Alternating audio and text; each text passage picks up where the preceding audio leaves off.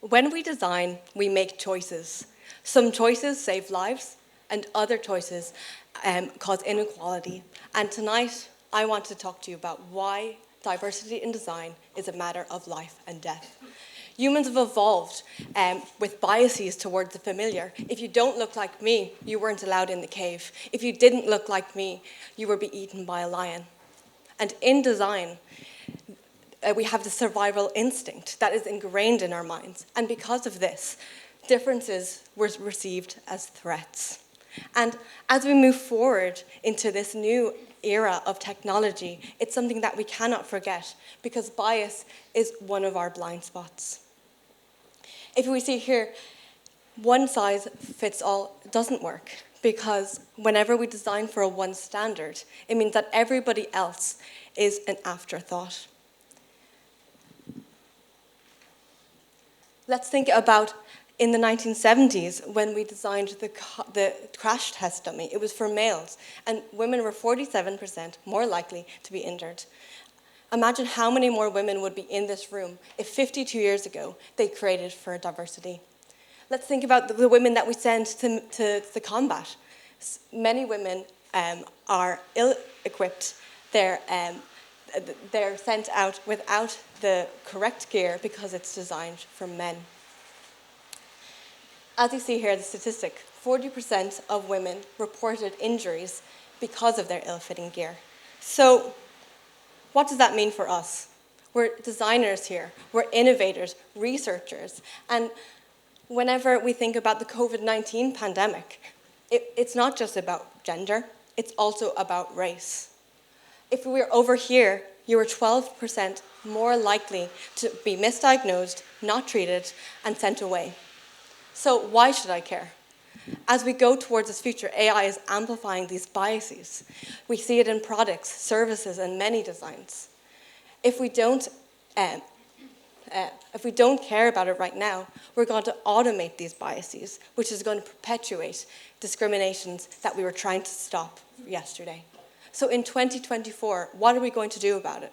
And as designers in this community, how can we remember that diversity is a great thing? Because if we don't, there's a new dimension of biases. And we heard it in Rudy's talk. But, a new dimension of biases. We see it in the medical care. We're now seeing it in AI in drones. There's mass surveillance. And think about immigration as we think about border security as well as,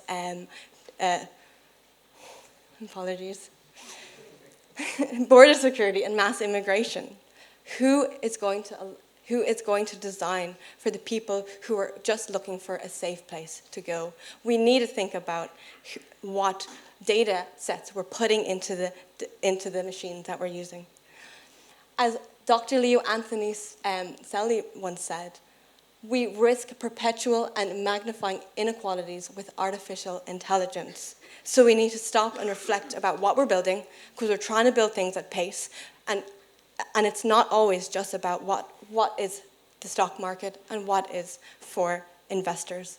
We need to slow down, we need to refocus, and together, I believe that there's next steps that we can take. What are the next steps? Look at your design teams. Who on those design teams look the same, are from the same place, and have the same point of view? We're creating for many different audiences. So the question that I pose to you tonight is, instead of asking, how do I eliminate biases in design? We should look at, how do I reduce biases in design? And I believe that there's 3 ways that we can do this. 1, I believe that we need to look at our own personal biases. I think 2, we need to include multiple perspectives now in the design processes. And 3, we need to stress test points of inclusion. Design choices can either save lives or lead to tragedy. The stakes are incredibly high.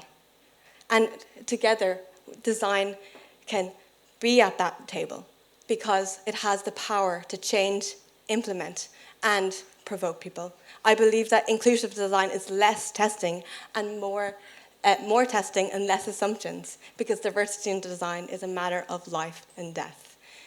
And yeah. you.